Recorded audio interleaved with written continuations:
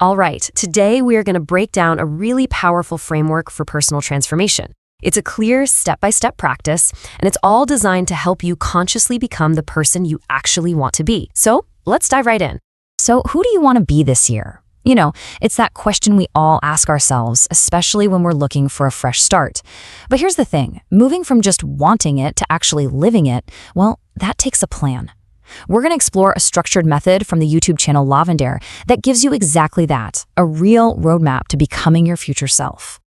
So first up, let's talk about this as an invitation to change. And this isn't just about wishful thinking, right? It's a very specific, actionable 7-day challenge that's designed for real, intentional transformation. Okay, so what does this actually look like? Let's get into the affirmation framework. We're going to break down both the what and the how of this whole practice. The main tool we're working with here is something called guided affirmations. And the idea is actually pretty simple, but it's incredibly powerful. By consciously listening to and then repeating positive statements, you literally start to rewire your brain's old thought patterns. And of course, that changes how you feel, and then ultimately how you act. So, how does it work? Well, the challenge itself is super simple. It's really just 3 steps. First, you listen to the audio every single day. Second, you repeat the affirmations out loud to really let them sink in. And third, and this is the absolute game changer, you take one aligned action. It's clean, it's clear, and honestly, anyone can do it. So let's dig into the pillars of a new mindset. You see, the affirmations in this practice, they aren't just random happy phrases. They're actually structured psychological tools. I want you to think of them as 4 solid pillars that are going to support the entire foundation of your future self. Okay, pillar number 1 is all about your relationship with the past. Now, notice it doesn't say, I forget my past or I erase my past. No, it says, I honor my past. And that's a really important difference. This is about acknowledging your whole journey, everything that got you to this exact moment, but then releasing its power to define where you go next. It's giving yourself permission to start over. The second pillar, this is the bedrock. It's the foundation that everything else gets built on. It's all about radical self-acceptance and self-worth. I mean, think about it.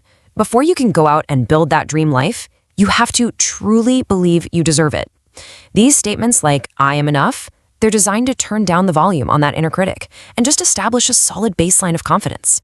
Pillar number 3, this one deals with our relationship with control. We all know that one, right? The source uses this beautiful phrase, I soften with trust. This affirmation is really an exercise in letting go of those rigid expectations and all the anxiety about what might happen. It's about building faith, both in the process of life and in your own ability to handle whatever comes your way. And finally, the 4th pillar. This is where we get to the good stuff. It's where we pivot from just being to actually doing. See, this isn't just about feeling good. It's about taking that new energy and channeling it into real forward movement. And the key word here is inspired. We're talking about action that feels right, that feels authentic to you, not something that feels forced. It's about becoming the active creator of your own life. So when you put all these pillars together, you get to the real ultimate goal of this whole practice, which is to become your future self. This is so much more than just thinking differently. It's about actually embodying a whole new identity. So what does embodying your future self even mean? Well, it means you're closing that gap between the person you are right now and the person you want to become. And the key is aligning your thoughts and your actions, making sure what you're doing out there in the real world is a perfect match for the new beliefs you're building inside. This slide just lays it out so clearly, it really shows the shift. On one side, you've got this reactive way of living, right?